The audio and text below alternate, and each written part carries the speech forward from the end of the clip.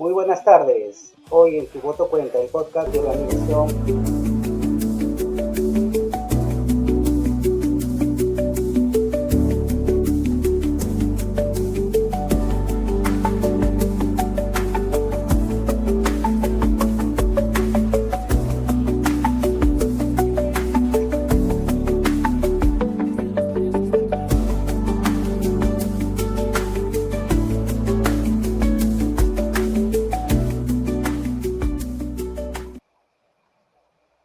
¿Qué tal? Muy buenas tardes. Bienvenidos a Tu Voto Cuenta, el podcast de la Organización Juvenil de Especialistas Políticos, un espacio donde buscamos acercar a la política a la ciudadanía, especialmente a los jóvenes, conociendo acerca a quienes hoy aspiran a realizar y generar cambios en nuestra sociedad. En este espacio conversamos directamente con los candidatos y candidatas para conocer no solo sus propuestas, sino también la historia detrás de la persona, sus motivaciones, su formación y la visión que tienen para el futuro. El objetivo es que los ciudadanos puedan informarse mejor, escuchar diferentes perspectivas y tomar decisiones conscientes, porque en democracia cada voz importa y cada voto cuenta. Hoy tenemos con nosotros a la señorita Jessica Guamán, diputada por la región Lima, por el partido País para Todos, joven candidata que viene participando en estas elecciones y con quien conversaremos sobre su trayectoria, su vida personal y también sobre las propuestas que plantea para la ciudadanía. Bienvenida a Tu Voto Cuenta, Jessica Guamán. Es un gusto tenerte en este espacio y agradecer tu disposición para conversar con nosotros y con todas las personas que nos escuchan. Nos gustaría empezar conociendo un poco más de ti, tu historia personal, el camino que te ha llevado hasta este momento. Nos gustaría, antes de hablar de política, nos digas un poco más de ti, antes que la candidata. Cuéntanos un poco más sobre ti. Bueno, muchas gracias por la invitación a este espacio sumamente importante para dar a conocer nuestras propuestas, pero sobre todo en el marco de las juventudes que existen en nuestro país. Bueno, yo soy Jessica Guamán, soy nutricionista de profesión con 15 años de experiencia como nutricionista a nivel profesional. Sin embargo, antes de egresar a la universidad también pues realizaba voluntariado para poder difundir nutrición, seguridad alimentaria, sobre todo en las poblaciones más vulnerables. Y yo me he dedicado a lo largo de toda mi vida en la participación ciudadana. Cuando estaba en la universidad y cuando estaba, digamos, en los primeros años en los cuales estaba iniciando mi carrera profesional, participaba de organizaciones juveniles y visibilizaba qué tan importante es poder trabajar en conjunto la nutrición y la participación juvenil. ¿Cómo es que podríamos incidir a través de la educación de pares en lo importante que es alimentarse de una manera adecuada, pero sobre todo poder garantizar ese trabajo comunitario para que la comunidad o la población también pueda tener esta alimentación saludable? Y además, bueno, he sido regidora de la Municipalidad de Lima. Hemos posicionado la propuesta de seguridad alimentaria en la agenda pública. ¿Cómo fue tu infancia, tu juventud? ¿Qué marcó en ti, en con tu comunidad? Bueno, el voluntariado es sumamente importante, creo, en la vida de toda persona, sobre todo cuando va iniciando en las juventudes. Ayuda muchísimo a poder identificar esas realidades que se dan, sobre todo en las comunidades en las cuales ni siquiera el Estado llega. Y el voluntariado me abrió no solamente las puertas, sino los qué estaba pasando en la comunidad. Y esto antes de egresar de la universidad. Yo realicé voluntariado en hospitales, en centros de salud de primer nivel, en algunas comunidades también ligadas con organizaciones sociales. y nosotros identificamos ahí bastantes situaciones complejas que se daban en aquel momento y nos organizábamos con diferentes jóvenes para poder llevar no solamente educación alimentaria, sino también ese acompañamiento a la población en estado de vulnerabilidad. No solamente lo hice en Lima, sino también en diferentes regiones del país, y eso marcó mi vida. Yo desde los 18 años he hecho voluntariado y hemos avanzado de la mano con esa enseñanza de cómo es que la responsabilidad social desde muy joven te puede cambiar la vida e incluso llevarte por el camino en el cual te puedes especializar. Yo elegí nutrición pública porque el voluntariado me impulsó a ello. Y dime, ¿qué te motivó a seguir esa profesión? ¿Qué valores o qué familiares te llevaron a elegir esta profesión y por tanto en la vida política? Bueno, de parte de mi familia, para mí ha sido una enseñanza gigante el trabajo de mis abuelos, ¿no? Tengo mis abuelos de parte paterna, cajamarquinos, ellos me han enseñado el amor por la tradición culinaria y cómo esta tradición culinaria puede llegar a alimentar a familias enteras. Mis abuelos migraron a Lima desde Cajamarca, pusieron las primeras esteras en aquel momento en San Martín de Porres y ahí yo crecí en este distrito y esa enseñanza de amar la tradición de nuestros alimentos, nuestra alimentación y cómo esta puede cambiar no solamente el futuro de la persona, sino la nutrición de la persona, a mí me marcó. Y por otro lado, mis abuelos de parte materna, mi abuelo en específico, que es un migrante ancashino, él ya falleció, pero él era chofer de bus, chofer de micro y él sacó adelante a toda su familia gracias a esta gran labor que ha realizado durante toda su adultez y esto en verdad me inspiró muchísimo de cómo es que a través de un espacio posiblemente muy complejo, que es una migración a una ciudad tan grande y tan diferente, mis abuelos pudieron lograr generar unas familias no solamente bien nutridas, sino también bien constituidas. Mis papás fueron los primeros profesionales de sus respectivas familias y eso en verdad me inspiró muchísimo porque fue el resultado de ese gran esfuerzo de mis abuelos, que digo, soy una mezcla de sangres de diferentes regiones de nuestro país, pero me siento muy orgullosa de ello porque supone esa fuerza que le pusieron justamente al poder constituir una familia, posiblemente con muchos retos en su momento, pero que hoy en día demuestra que ese gran esfuerzo tuvo bastantes frutos. Muy bien. ¿Y cuál ha sido tu experiencia profesional antes de incursionar a esta vida política, a esta carrera tan feroz que es la contienda política como tal? Bueno, yo creé Nucriedúcate, que es una organización social, cuando recién había egresado a la universidad. Yo egresé de la universidad a los 21 años, bastante jovencita, y si bien es cierto, me dedicaba a diferentes especialidades ligadas a la nutrición, porque en aquel momento todavía no había elegido cuál especialidad quería seguir. A la par, yo hacía voluntariado y Nucriedúcate, el inicio era un proyecto que presentaba en diferentes comunidades y con el cual hacíamos educación alimentaria. Pero luego en el año 2014 Nucriedúcate se conformó como una organización y nosotros lo que empezamos a hacer con Nucriedúcate es llevar proyectos a diferentes regiones del país para poder demostrar qué tan importante era democratizar la educación alimentaria. ¿Qué quiere decir eso? Que la educación alimentaria, la información ligada a nutrición llegue a la población entera. Y nosotros éramos muchos voluntarios nutricionistas o futuros nutricionistas que llevamos la nutrición a diferentes comunidades, a diferentes distritos, etcétera. Y nosotros con esta organización pues logramos ganar el Premio Nacional de Voluntariado en el año 2016 y el Premio Protagonistas del Cambio también en el año 2016. Fue un año muy importante para nosotros porque posicionó qué tan necesaria era la nutrición en estos espacios de emprendimiento, en estos espacios de voluntariado. Y luego de ello, mientras estaba en Nucriedúcate con la participación juvenil, yo participaba del Consejo Metropolitano de Participación de la Juventud de Lima, en el CMPJ, y logré ser secretaria general del CMPJ. Este espacio es un espacio representativo de las juventudes de Lima Metropolitana y tuve el honor de ser la tercera secretaria general en este espacio.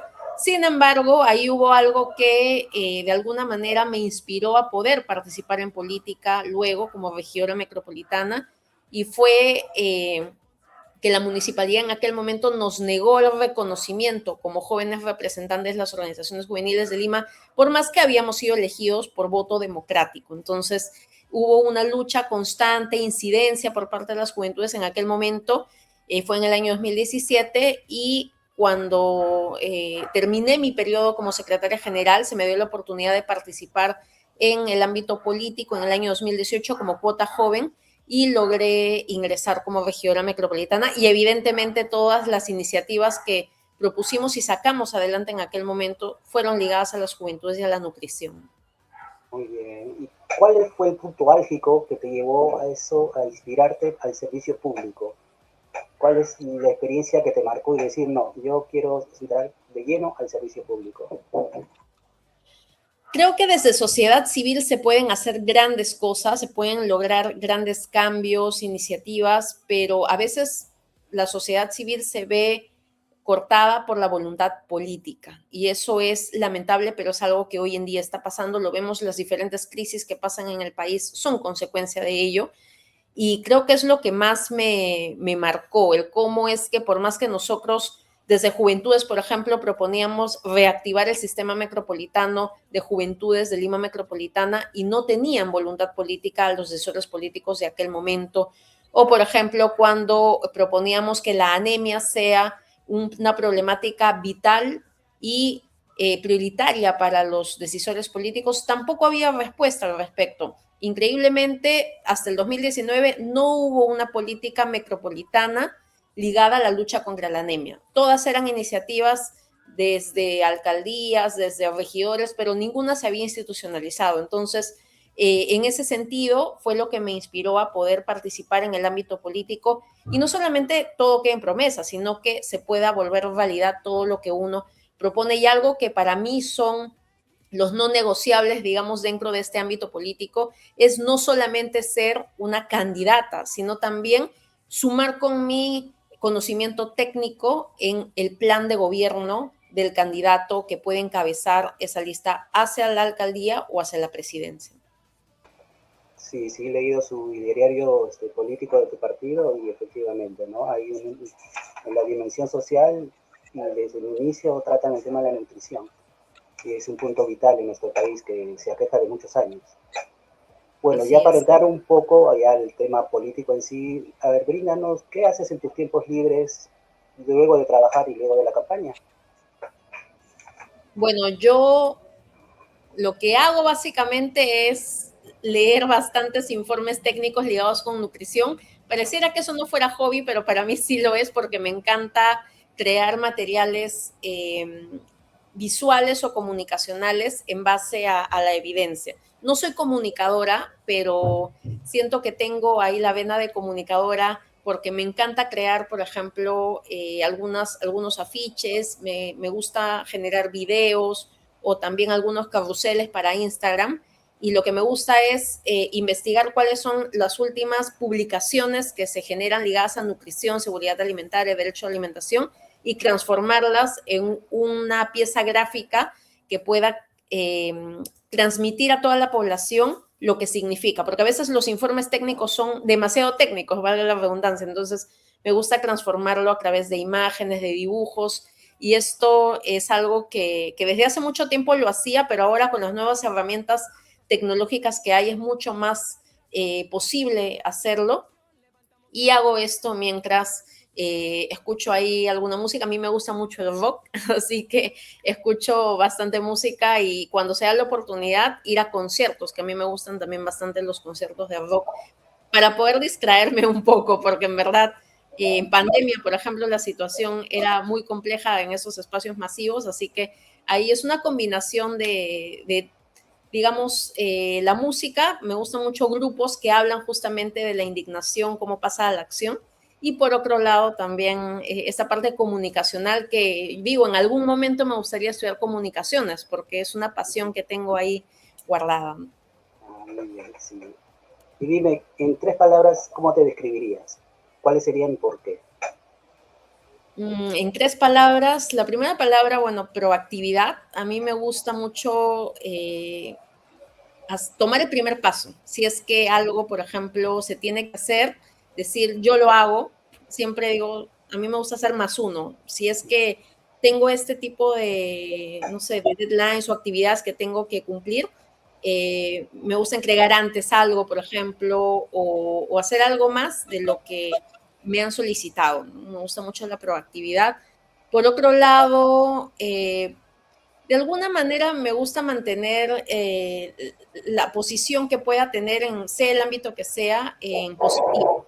A veces, a veces hay situaciones complejas que sean sobre todo en el ámbito político y me gusta mucho llevarlo hacia la parte positiva en ese espacio para no generar alguna negatividad, sobre todo en el trabajo comunitario. Y ahí otro punto, me gusta hacer ese puente para poder llegar a consensos. Y en espacios políticos me ha tocado hacerlo, me ha tocado estar en medio para poder evitar que hayan conflictos y generar un puente o un diálogo entre ambas partes. Soy bastante diplomática en ese sentido y me gusta mucho ayudar a solucionar conflictos. Y en el ámbito político, como digo, hay muchísimos conflictos, muchísima polarización, pero en mi caso me encanta el diálogo. O sea, creo que todo se podría solucionar a través del diálogo y me gusta mucho motivar ello, ¿no? Sí, es consenso, sobre todo si es que llegas a una curul, eso es lo primordial, llegar a un consenso. Ahora sí pasamos a lo álgido, ¿no? Tu propuestas como candidata. A ver, vamos a ver, ¿qué te motivó a postular a este cargo en estas elecciones? O sea, el tema central específico, el meollo que te dijo, no, yo quiero ser el agente de cambio, pero desde el poder. Bueno, lo que me motivó después de varios años, porque no debo negar que hace varios años ya he recibido la propuesta. De hecho, cuando fui regidora, hubo una propuesta de lanzarme como candidata. No terminé de tomar esa decisión porque deseaba terminar el cargo de regidora por el cual se me había elegido. De igual manera, cuando fui decana del Colegio de Nutricionistas, he terminado los cargos a los cuales he sido elegida. No es que los he cortado de un momento a otro, porque creo que uno asume un compromiso desde el inicio y tiene que terminar ese compromiso. Entonces, en ese sentido, esta vez, ¿por qué decidí postularme? Por todo lo que hemos visto durante este tiempo en relación a la vulneración del derecho a la alimentación de la población. Hemos visto que la anemia sigue incrementando, hemos visto que los programas de alimentación escolar le siguen fallando a los padres de familia, brindándoles productos que no son los mejores para los niños. Hemos visto cómo pacientes con tuberculosis denuncian que les llegan alimentos en mal estado. Ollas comunes denunciaron que la sangrecita que les llegaba estaba podrida. Entonces, hay mucha vulneración al derecho a la alimentación y he visto al Congreso actual que no ha fiscalizado, y por más que les hemos tocado la puerta desde sociedad civil para que fiscalicen, para que prioricen presupuestos, no existe la voluntad política. Recién toman acción cuando el escándalo estalla. Un ejemplo claro de cómo la fiscalización está fallando con esos productos para bebés, por ejemplo, que están contaminados con plomo, contaminaron a niños y recién se tomó acción cuando ya hubieron contaminados, por ejemplo, los niños en Puno que se intoxicaron con estos productos de este programa de alimentación escolar, que se denuncia que ha podido ocasionar esta intoxicación que hasta ahora sigue ocasionando algunos efectos secundarios. Entonces, ¿quién fiscaliza realmente eso? Nadie. Y sí se puede lograr. Cuando yo fui regidora de la Municipalidad de Lima, logramos fiscalizar durante pandemia, que era un momento tan complejo, a los municipios para ver qué alimentos les llegaba a las ollas comunes en aquel momento. Y yo me digo, ¿acaso un congresista no podría hacer lo mismo, que tiene mucho más posibilidad de poder hacerlo? Un regidor no tiene asesores, por ejemplo. Un regidor no tiene oficinas. Un congresista tiene asesores, oficinas, movilidad, tiene una serie de gollerías y ni siquiera así se toma el trabajo de hacer su trabajo, valga la redundancia, ¿no? Entonces, eso es lo que me motivó, lo que hoy en día está pasando con el derecho a la alimentación y cómo se está desbordando totalmente, ni qué decir el sector salud, que hoy está en una crisis tremenda. Y cuando yo, por ejemplo, he ido a entregar afiches a las calles, conversar con la población, por ejemplo, hay personas que sufren de diabetes y me dicen, nadie vela por mis derechos. Y hoy lo estamos viendo. Hay una insuficiente insulina para los pacientes con diabetes tipo 1 que están sufriendo porque es debido a muerte el que tengan este medicamento, pero no lo tienen por desidia del Estado. Y esto es lo que ha generado mi decisión, que como digo siempre, esa decisión no ha sido personal, sino colectiva. Es una decisión conversada con diferentes organizaciones sociales, ligadas a programas de alimentación complementaria como ollas comunes, comedores populares, además también líderes agrarios. Yo he sido consultora de Conveagro y con Conveagro también hemos asumido la agenda agroalimentaria, ¿no? Es decir, poder asumir una responsabilidad y un compromiso real y que no quede solo en el discurso, el trabajo por todos los actores que hacen parte del gran sistema alimentario de nuestro país. Con esa línea de idea que tú tienes, ¿tú crees que es conveniente que se abra una comisión investigadora a Caliwarma con todo lo que ha venido pasando estos años? Yo creería que sí, pero más que comisión investigadora solo para un programa en específico, creería que debería generarse la reactivación del Frente Parlamentario con Programa. Este frente se creó en el año 2012 en diferentes países de Latinoamérica. Sin embargo, en nuestro país está totalmente inactivo. ¿Y para qué sirve este frente? Para hacer la fiscalización a todos los programas de alimentación que existen en nuestro país. Entonces, no necesitamos crear cosas nuevas. Ya existen, pero los congresistas actuales no toman en serio estas iniciativas o estos espacios, o solamente los ocupan para que puedan tener una cuota de trabajadores o qué sé yo, ¿no? Entonces es una situación muy, muy compleja en la cual se encuentra el Congreso y creo que hay que rescatar esos espacios que ya tendrían esa posibilidad de fiscalizar, de generar consensos, sobre todo multipartidarios, para poder realmente cambiar esa realidad de lo que hoy son los programas de alimentación en nuestro país, ¿no? Y con todo lo que me has propuesto, me has hablado, ¿tú qué has encontrado o qué problemas has hallado en tu distrito antes de ver todo el plano nacional? Si bien me dices que es de la anemia, pero en tu distrito en específico. Bueno, San Martín de Porres es el distrito con mayor, el segundo distrito con mayor densidad poblacional, ¿no? El primero es San Juan del Lurigancho. Y en San Martín hemos conversado también con las diferentes lideresas de comedores populares, ollas comunes, y uno de los principales problemas que hemos encontrado es la falta de acceso a servicios básicos. Lamentablemente, los alcaldes no se han preocupado por generar la zonificación correspondiente para que el agua, por ejemplo, llegue a los asentamientos humanos más poblados, por ejemplo, Cerro La Milla o Cerro Candela. No se está preocupando la autoridad local, que en su momento seguramente prometió mucho, pero hoy en día no está pasando eso. Entonces, hay una situación muy caótica, no solamente con el acceso a servicio básico, sino cómo esto desencadena en anemia, en desnutrición. Entonces, hay una cadena de desidia política que podría estar generando ello. Y en segundo lugar, si bien es cierto, mi agenda es la nutrición, pero otro punto clave es la inseguridad ciudadana. Creo que todos hemos sido víctimas de la inseguridad ciudadana. En San Martín de Porres por todos lados se está desbordando, hay balaceras, a media cuadra de mi casa hubo una balacera hace 2 semanas, una persona herida, y eso no sale en las noticias. Lo que sale en las noticias, eso lo multiplicamos por 10 para que nos demos cuenta de la magnitud de cómo la población se está viendo afectada, y también, lamentablemente, pues esto ocasiona temores, ansiedades y alguna afectación a la salud, en este caso a la salud mental, ¿no? Entonces, ¿qué tan importante es poder también generar ese respaldo a estas iniciativas, en este caso de seguridad ciudadana, también dentro de nuestro plan? Muy bien. Y dentro de tu plan de gobierno, ¿cuáles son las 3 propuestas más importantes que deseas impulsar? Bueno, inicialmente nuestra propuesta central es disminuir la anemia a menos del 20% al finalizar la gestión. Esa ha sido nuestra promesa, es uno de los 5 puntos clave que nosotros estamos llevando como, no solo como promesa, sino como compromiso con la población.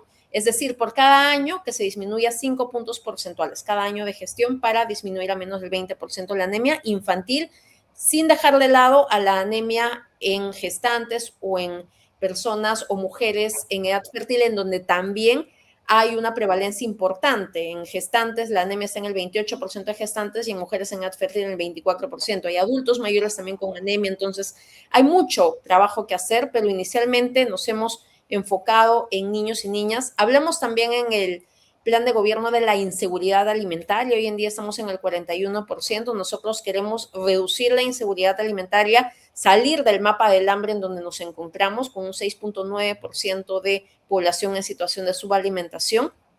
Y por otro lado, queremos también generar esa priorización de la nutrición en el ámbito nacional, es decir, que la nutrición no siga dividiéndose en diferentes sectores, sino que la Comisión Multisectorial de Seguridad Alimentaria y Nutricional sea realmente eso, una comisión multisectorial que le haga frente a la malnutrición de la mano con todos los sectores que hoy ya vemos que tienen que ver, incluso el sector de energía y minas. Uno podría decir que tiene que ver la nutrición con el sector de energía y minas. Hoy lo vemos, el desabastecimiento de gas está afectando a 8 millones de hogares y esto está afectando la alimentación de millones de peruanos. Entonces, todo tiene que ver con nutrición. La nutrición es transversal y eso es algo que el gobierno debería entender. Efectivamente, todo está concatenado, ¿no? Y en esa línea de idea, ¿cómo planeas trabajar con los jóvenes para generar oportunidades?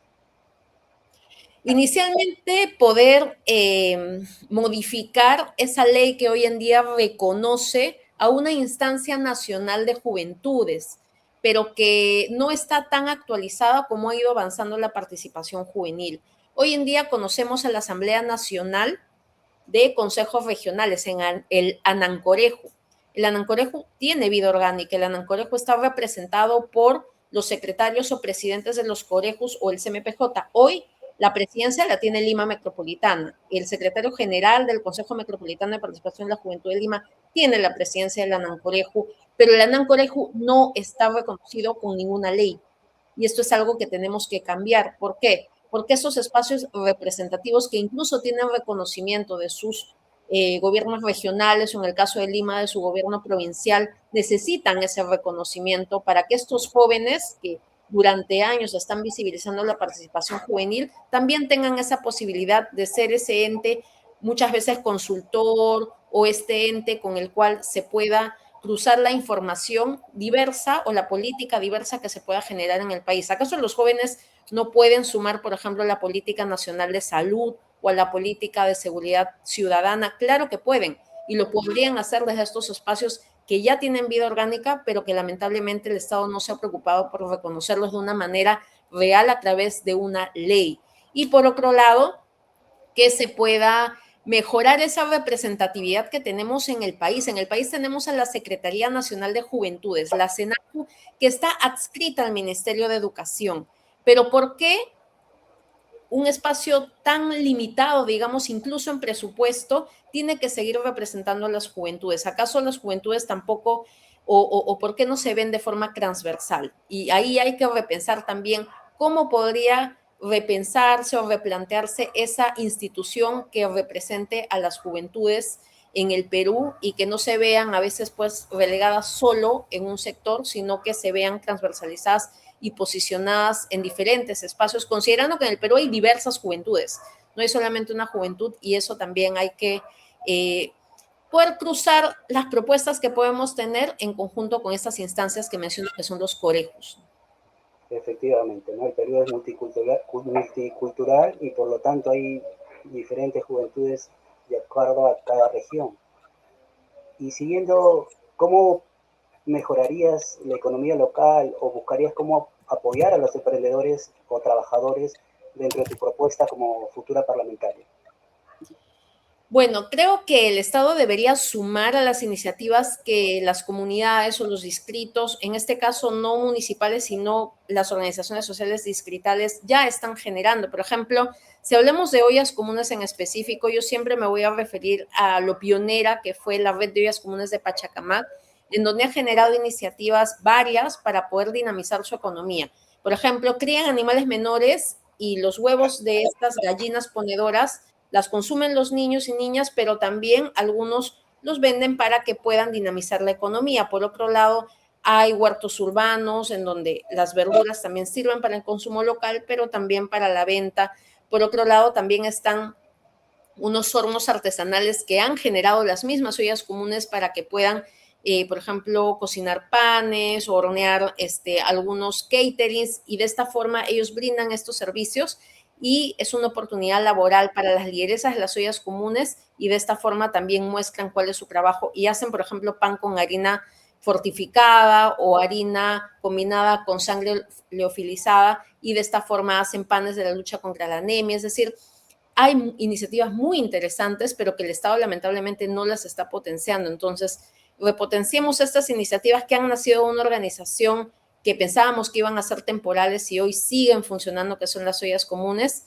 ¿Para qué? Para dinamizar esa economía. Hoy en día la población lo que quiere es también oportunidades por parte del Estado, capitales, semillas para potenciar estas iniciativas y de esa forma poder tener la posibilidad de garantizar la alimentación en sus familias. Algo que siempre digo es que una obligación del Estado en el marco del derecho a la alimentación no es solo evitar que la población pase hambre en situaciones de emergencia, esto a través de donaciones, por ejemplo, lo puede hacer, pero también una obligación del Estado es garantizar la estabilidad política, económica y social para que la población misma sea capaz de cubrir su alimentación. Pero eso no lo está haciendo el Estado. Entonces, en esa parte estamos fallando y creo que hay oportunidad para poder potenciar lo que en la comunidad ya existe y dar esa oportunidad de estabilidad a nivel económico para que la población pueda salir de la pobreza.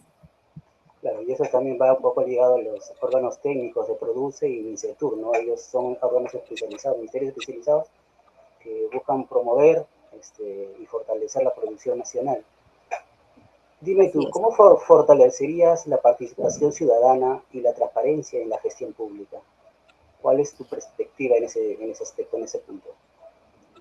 Bueno, creo que debería garantizarse la gobernanza. ¿Qué es gobernanza? Es promover la elaboración de las políticas de la mano con la población.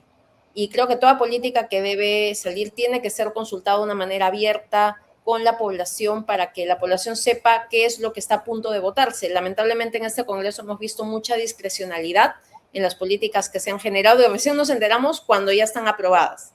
Y eso es un despropósito porque termina afectando la vida de millones de personas.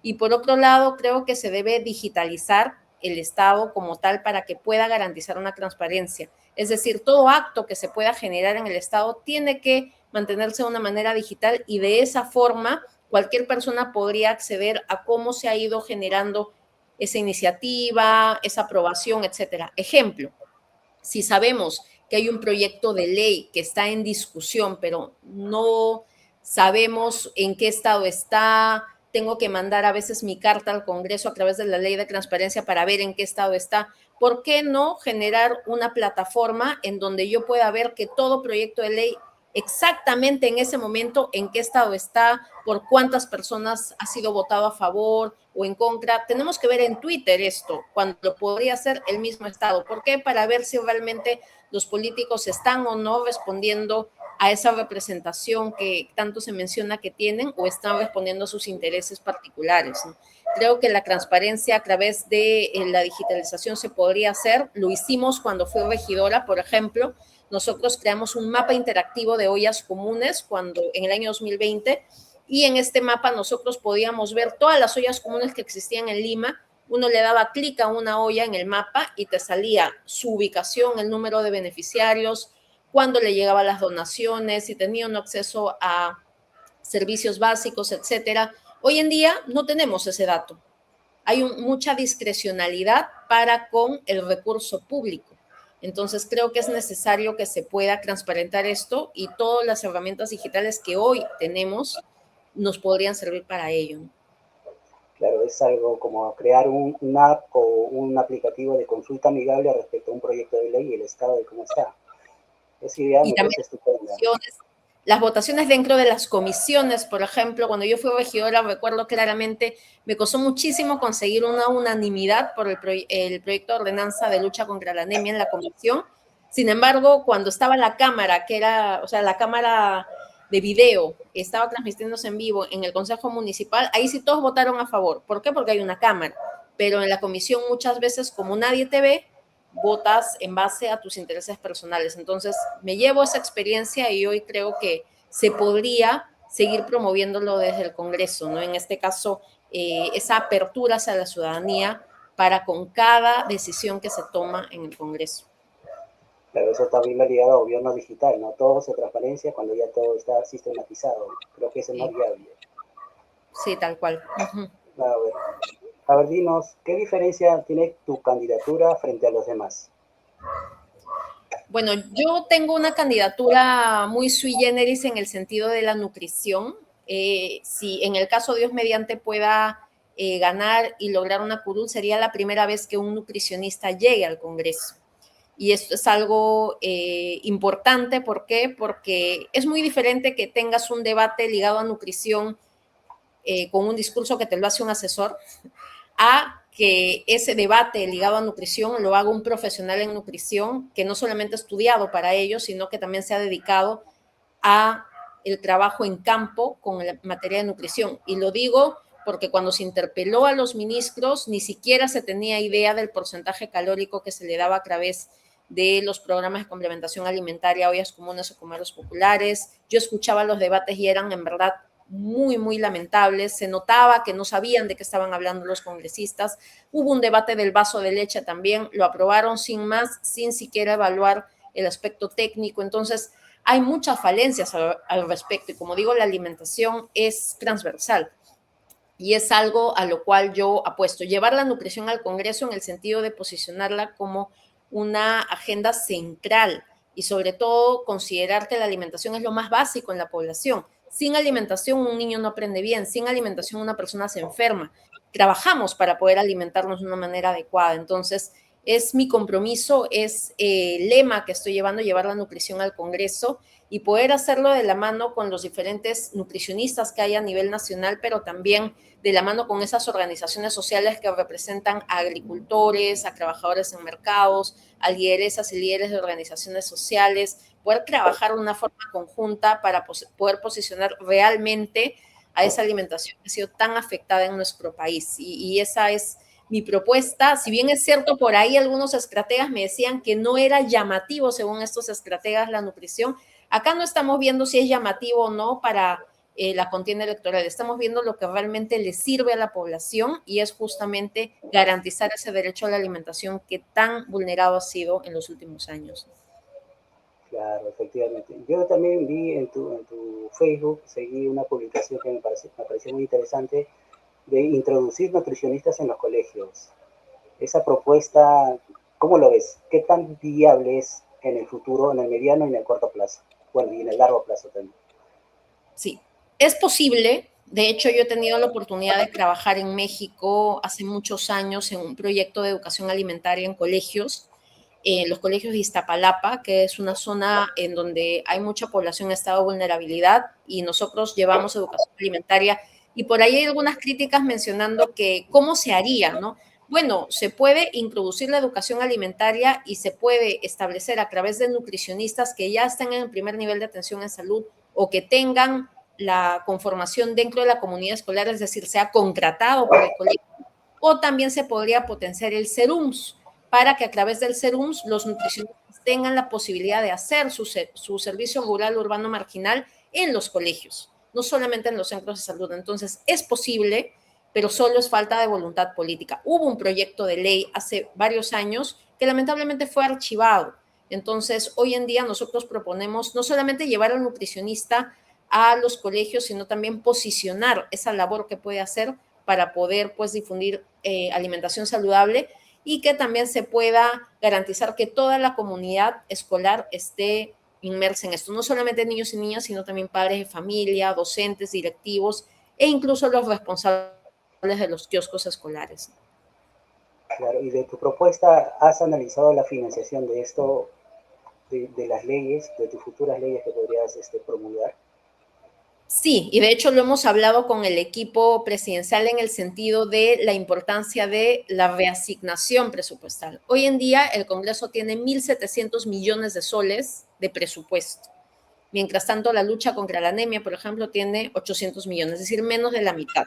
Ahí nada más vemos cómo el presupuesto se está utilizando de una manera negativa y el Congreso cada año se sube el presupuesto. Entonces, tenemos que reasignar esos presupuestos que a veces son poderosos en espacios en donde no deberían serlos. El Congreso recibe una serie de gollerías. Hemos visto que ahora último van a comprarles tablets nuevas con reconocimiento facial, es decir, un desperdicio del heraldo público cuando eso podría servir para políticas que realmente podrían generar la mejora en la población. Entonces, hay que repensar ese presupuesto y es algo que lo hemos conversado como parte de la agenda parlamentaria. Es decir, en el caso que tengamos una bancada, poder posicionar la importancia de, primero, eliminar las comisiones especiales que a veces están de más. Vimos que la comisión contra el COVID parece que sigue vigente cuando ya pasó tantos años. ¿Tendrá asesores? ¿Cuánto de presupuesto tiene? ¿Cuánto se le paga a cada asesor? Ahí dejo la pregunta. Revisar eso, las comisiones especiales que no deberían seguir existiendo, algunas que no tienen mayor razón de ser, revisar la planilla también del Congreso en específico, cuánto se está gastando en demasía, y también algunas gollerías, creo que son bonos, etcétera, que por ahí están teniendo, pues, creo que en demasía también, y los sueldos terminan inflándose a un punto exorbitante. Entonces creo que por ahí se podría no solamente repensar, sino restablecer ese orden en el marco de el equilibrio de poderes y por ende también el equilibrio en los presupuestos. Bien, y tocando un poco un tema que nos ha tocado ahora hace poco, que es el caso del gas. ¿Qué crees tú sobre la transición energética? ¿El Perú está preparado para eso? ¿Hacia qué transición deberíamos pasar? ¿Depender del gas, del combustible fósil como el petróleo? ¿Utilizar, no sé, la electricidad, vehículos eléctricos o plantas nucleares? ¿Tú qué opinión tienes respecto a ese tema? Porque hoy por hoy ha sido muy golpeado el Perú en ese aspecto. Sí, lamentablemente en nuestro país parece que solamente queremos depender de energías no renovables, ¿no? Y a veces esas energías a veces son más contaminadas, o sea, más contaminantes. Muchos países de la región, por ejemplo, utilizan energías limpias, si queremos llamarlas así. Por ejemplo, en Uruguay vemos diferentes paneles solares, por ejemplo, que los hogares ya están utilizando para utilizar esa energía, o también vemos energía eólica. Entonces, hay otras formas y otras iniciativas que en países de la región están utilizando para poder potenciar la energía que ya podrían tener, energía renovable. Sin embargo, nosotros todavía nos estamos aferrando a esa energía no renovable que termina muchas veces, si seguimos dependiendo de ello, pasándonos factura cuando hay no solamente crisis como las que vemos con el gasoducto de Cusco, sino también si es que hay conflictos bélicos como los que vemos en Medio Oriente, nos termina afectando. ¿Por qué? Porque incrementa el petróleo. ¿Qué pasa si es que por ahí hay una pequeña crisis? Vemos que ha habido totalmente especulación en el marco de la gasolina. Entonces, creo que es necesario poder repensar esas iniciativas al respecto de las energías renovables que se deberían, o las energías verdes o limpias que se deberían seguir potenciando en nuestro país, sobre todo con miras a lo que viene a ser el trabajo por evitar los desastres naturales por el cambio climático. El cambio climático está afectando sobre todo a los agricultores en el país y eso nadie lo está viendo. Entonces creo que es necesario ahí poder trabajar de una manera conjunta también, ¿no? Y como digo, no es algo que lo vemos en otro continente. En nuestro mismo, o sea, en nuestra misma región, en Latinoamérica, vemos que ya se están generando esas iniciativas. ¿Por qué no replicarlas en nuestro país? Efectivamente. Respecto ya, esto sería un tema un poco geopolítico, ¿no? Con todo lo que está pasando en el Medio Oriente y como lo tocaste hace un momento.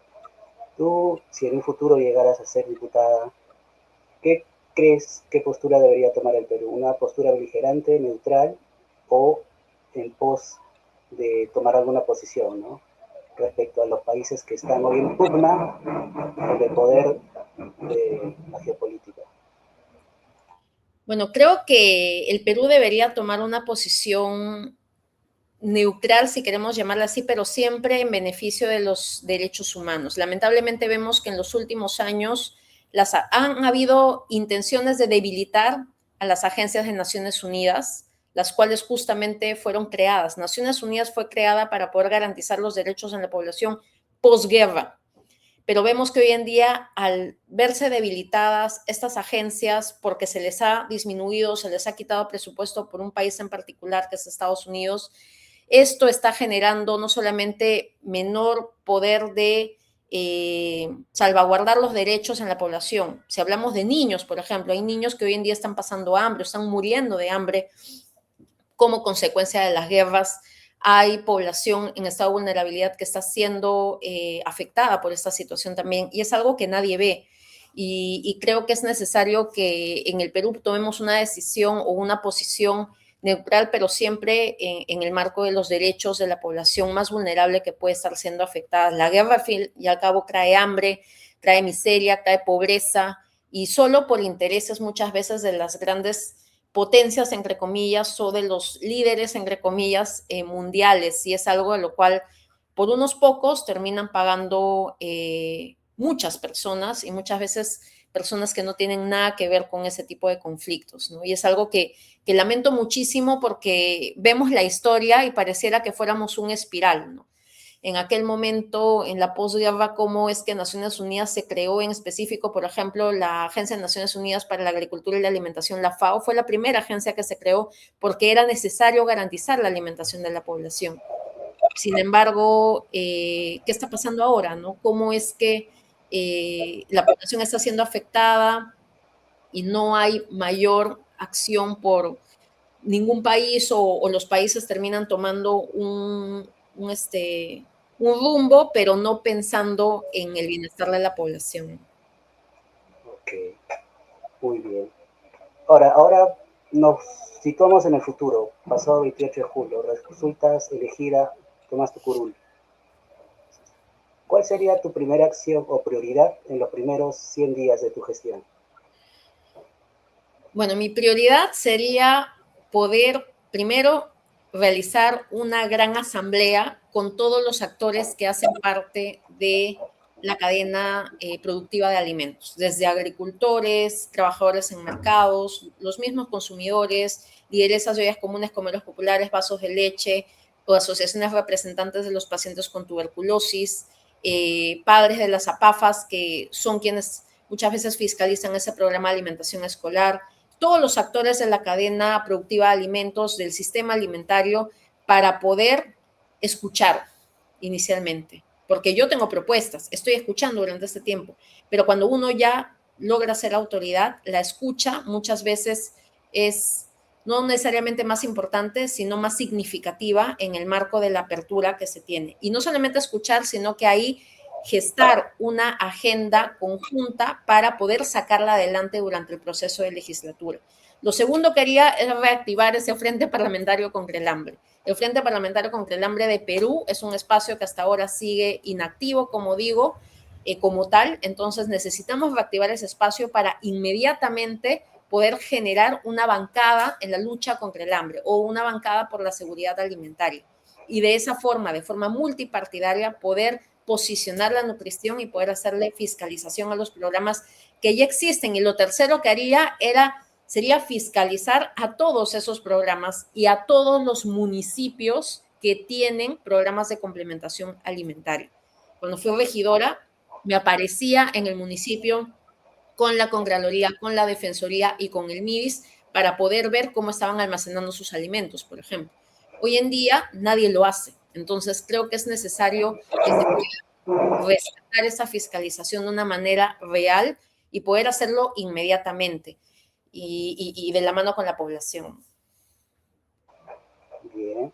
Finalmente, por último, pero no menos importante, ¿qué mensaje le darías a los ciudadanos que aún están evaluando su voto? Bueno, yo los invitaría a que puedan conocer mi trayectoria como profesional. Yo me he esforzado muchísimo, no solamente durante la universidad, en donde salí como primer puesto en la titulación y pude dar ese discurso a mis colegas nutricionistas recién graduados, sino que me he esforzado mucho porque en mi camino haya un desarrollo no solamente personal, sino también comunitario. Yo soy nutricionista justamente hace 15 años, mi número es el 15, y me siento muy orgullosa por todo el camino que hemos podido lograr. Y esta es la primera vez que yo me lanzo como diputada a un cargo de representación nacional. Nunca antes me he lanzado a un cargo similar, pero lo estoy haciendo no solamente por mí, sino en conjunto con diferentes líderes y lideresas sociales que luchan por la alimentación de nuestro país. Mi objetivo es poder posicionar la seguridad alimentaria, el derecho a la alimentación y la nutrición en la agenda parlamentaria y de manera real y de la mano con la población. Cuando vean mi trayectoria como regidora, todas las propuestas que yo puse en ese plan de gobierno se hicieron realidad. Así que no es la primera vez que estaría poniendo sobre la mesa una propuesta tengo ese compromiso de hacer la realidad y espero que lo podamos hacer juntos. Así que este 12 de abril los invito a poder marcar País para Todos y votar en la Cámara de Diputados por el número 15. Se tiene que escribir el número y de esa forma llevar juntos la nutrición al Congreso.